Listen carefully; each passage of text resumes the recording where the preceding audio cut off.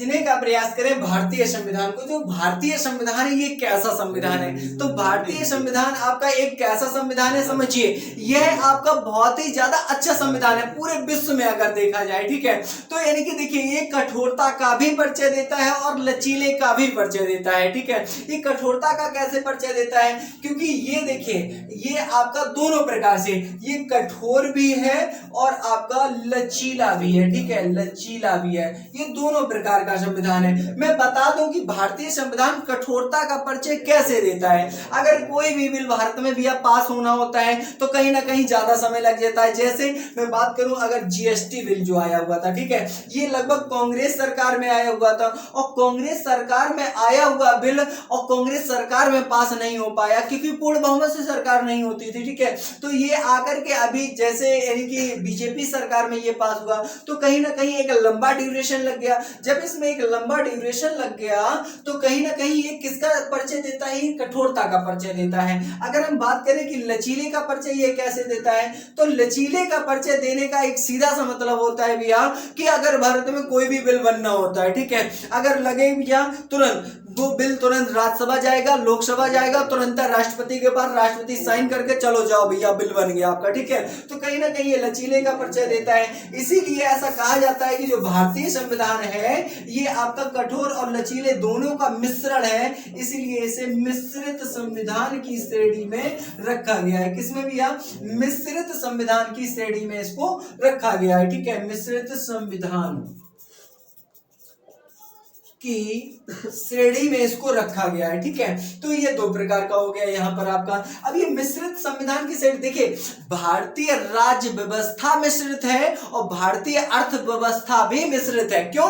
क्योंकि जो भारतीय अर्थव्यवस्था है आपकी, भारत में जो अर्थव्यवस्था एग्जिस्ट करती है ये पूंजीवाद और साम्यवाद दोनों विचारधाराओं का मिक्सअप है, ठीक है। तो यह पूंजीवाद और मतलब आपका जो भी है साम्यवाद है, ये दोनों मिक्सअप करता है और यहाँ पर भी कठोर और लचीले दोनों का मिश्रण है, इसलिए इसको मिश्रित अर्थव्यवस्था मतलब मिश्रित संविधान कहा जाता है। तो देखिए भारतीय राज्य व्यवस्था और भारतीय अर्थव्यवस्था दोनों ही मिश्रित हैं आपकी, ठीक है। आगे और समझने का आप प्रयास करें भारतीय संविधान के बारे में, ठीक है। तो यहाँ पर आगे देखिए आप लोग, देखिए आपको जो यहाँ पर इंपॉर्टेंट फैक्ट देखने वो देखने, ठीक है। अब भारतीय संविधान कैसे बना, क्या हुआ, ये सब आपको कैबिनेट मिशन वगैरह जो भी है चीजें सारी बताएंगे, ठीक है। तो यहाँ पर अभी आप समझने का प्रयास करें जो पॉइंट इंपॉर्टेंट है। यहाँ पर जो भारतीय संविधान बनाया गया था वो लगभग 60 देशों का संविधान पढ़ करके बनाया गया था, ठीक है। 60 देशों का संविधान पढ़ा गया। इसमें एक कमेटी बनाई गई थी जिसका नाम था ड्राफ्टिंग कमेटी, ठीक है। यानी कि देखिए समितियां तो बहुत सारी बनाई, बहुत सारी का मतलब है लगभग 23 समितियां इंपॉर्टेंट थी, बनाई गई थी, ठीक है। जिसमें से सबसे मतलब इंपॉर्टेंट समिति कौन सी थी? जिसका नाम था पांडुलेखन समिति, ड्राफ्टिंग कमेटी या फिर उसी को प्रारूप समिति कहा जाता है।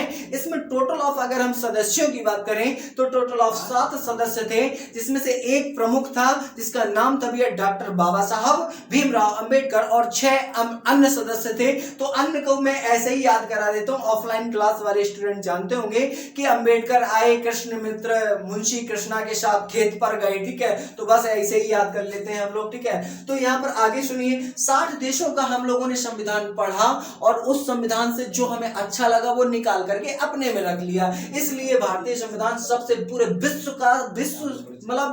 का सबसे अच्छा संविधान माना जाता है, ठीक है। और जो भारतीय संविधान है ये विश्व का सबसे बड़ा भी संविधान है, ठीक है। तो विश्व का सबसे बड़ा संविधान, ठीक है। तो विश्व का सबसे बड़ा अगर संविधान की बात करें तो कौन सा है? ये भारत का संविधान है। आगे और समझने का प्रयास करें, जो भारतीय संविधान जब लिखा जाना था तो लिखने के लिए पंडित जवाहरलाल नेहरू व्यक्ति ढूंढ रहे थे कि कौन लिखेगा कौन लिखेगा। तो उस समय भी जो सबसे अच्छे व्यक्ति हुआ यानी कि लिखित मतलब लिखने वाले जो कैलीग्राफिस्ट होता है सबसे अच्छा कौन होगा ये ढूंढा जा रहा था, ठीक है। तो दिल्ली में एक व्यक्ति रहते थे जिनका नाम हुआ करता है भी आपका प्रेम बिहारी नारायण रायजादा। क्या नाम हुआ करता है? प्रेम बिहारी नारायण रायजादा। प्रेम बिहारी नारायण रायजादा उस समय भारत के सबसे अच्छी कैलीग्राफिस्ट हुआ करते थे, सबसे अच्छी लिखने इन्हीं की थी। तो इनको भारतीय संविधान को लिखने के लिए सौंपा गया कि भैया आप लिख दीजिए।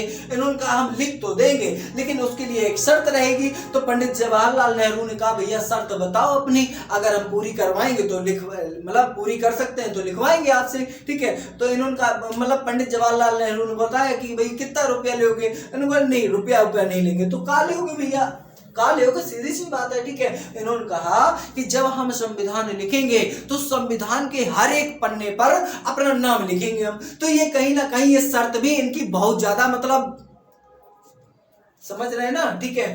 तो अब हर एक पन्ने पर भी अपना नाम लिखेंगे। तो इस प्रकार से इन्होंने अपनी शर्त को मंजूर करवा लिया और इनके द्वारा ही भारतीय संविधान को हस्तलिखित लिखा गया। कैसे लिखा गया? हस्तलिखित भारतीय संविधान को लिखा गया। और ये पूछा जाता है कि भारतीय संविधान को किस शैली में लिखा गया? तो भारतीय संविधान को इटैलिक शैली में लिखा गया। किस शैली में भैया? भारतीय संविधान को इटैलिक शैली में। जब भारतीय संविधान पहली बार लिखा गया तो ये इंग्लिश भाषा में लिखा गया। किसमें? इंग्लिश भाषा में लिखा गया, लेकिन इसका बाद में हिंदी में कन्वर्सेशन करवा दिया गया था, ठीक है। आगे और समझने का आप लोग प्रयास करें भारतीय संविधान को। तो भारतीय संविधान जब ये लिखा जा रहा था तो इसमें अच्छी अच्छी कलाकृतियां भी उकेरी जानी थी। तब इसमें कलाकृतियां भैया कौन उकेरेगा, यानी कि कौन आकृतियां बनाएगा? तो यहाँ पर यानी कि इसमें कलाकृतियां भी बनाई जानी थी। तो जो कलाकृतियां बनाई जानी थी इसके लिए दो व्यक्तियों को चूज किया जाता है, ठीक है। अब ये दो व्यक्ति कौन कौन से होते हैं? तो पहला व्यक्ति होता है व्यवहार मनोहर राम सिन्हा, ठीक है। व्यवहार मनोहर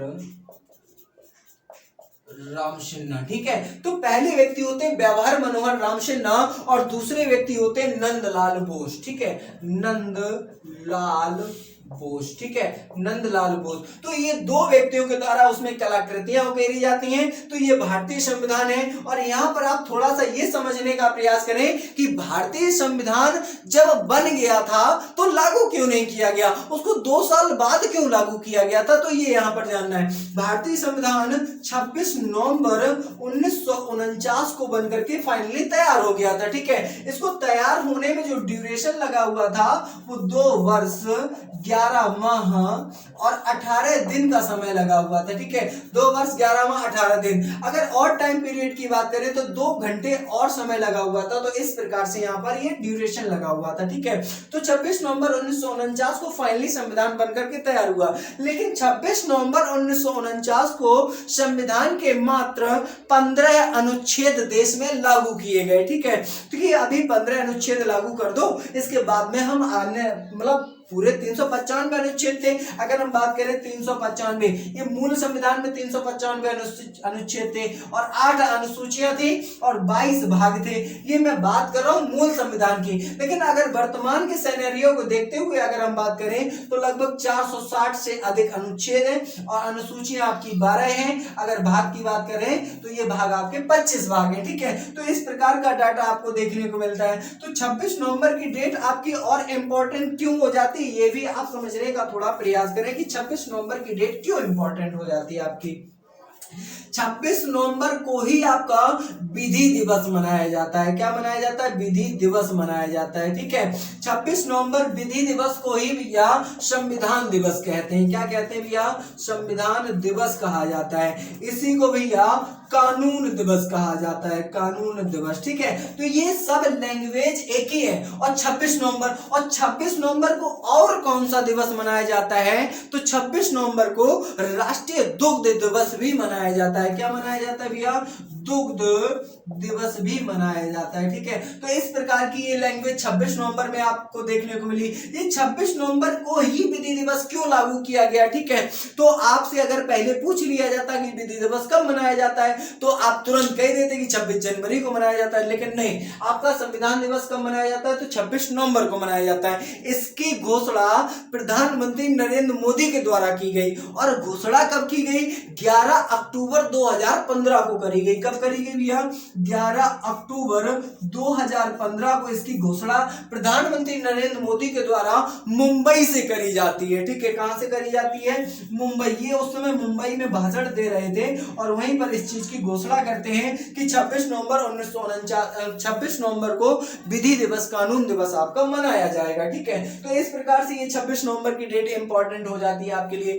थोड़ा सा मैं आपको और समझाना चाहता हूं कि इसके बाद जब ये 13 किलो का संविधान बनकर के तैयार हुआ तो 26 जनवरी 1950 को ही क्यों लागू किया गया? क्यों? क्योंकि 26 नवंबर को तो मात्र भैया 15 अनुच्छेद देश में लागू किए गए। आपको एक चीज मैं बता दूं कि 15 ही क्यों, पूरे 395 कर देने थे। अरे यार, कोई कानून बनता है उसको अब एक ही बार में पूरा लागू कर दो तो व्यक्ति थकिया जाएगा, कहेगा नहीं जाओ, नहीं मानते तुम्हारे रूल रेगुलेशन। ठीक है, इसलिए उसको धीरे धीरे उसको पटरे पर चढ़ाया गया। ठीक है, यानी कि पहले 15 थोड़ा ले बाबू, थोड़ा थोड़ा, ठीक है, फिर एकदम उड़ेल दिया गया तो फिर तो साधना पड़ेगा ना पूरा पूरा। ठीक है, तो पहले 15 अनुच्छेद, इसके बाद में 26 जनवरी 1950 को संपूर्ण की पूरा संविधान पूरे देश में लागू कर दिया गया। ठीक है, तो ये 26 जनवरी 1950 तक की डेट को फाइनल कर दिया है मैंने। इसके बाद में आगे और चलेंगे जिसमें आपका यानी कि भारतीय संविधान की प्रस्तावना है, कैबिनेट मिशन है, क्रिप्स मिशन है, नेहरू समिति है। तो इस तरीके के वीडियो आपके आते रहेंगे और वीडियो को आप लोग लाइक शेयर सब्सक्राइब करना ना भूलें। और दूसरी चीज ये है कि वीडियो को आप लोग थोड़ा सा प्रमोट करिए। ठीक है, अगर आप प्रमोट करेंगे तो अभी थोड़ा सा सब्सक्राइबर कम है चैनल मोनेटाइज होने में, तो अगर आप लोग सपोर्ट करेंगे तो मैं आपके साथ में आपके लिए लाइव क्लास भी रख सकता हूं। ठीक है, तो इस प्रकार से देखिए मेहनत करी गई आपके लिए, तो वीडियो को लाइक शेयर सब्सक्राइब जरूर करें। थैंक यू, जय हिंद।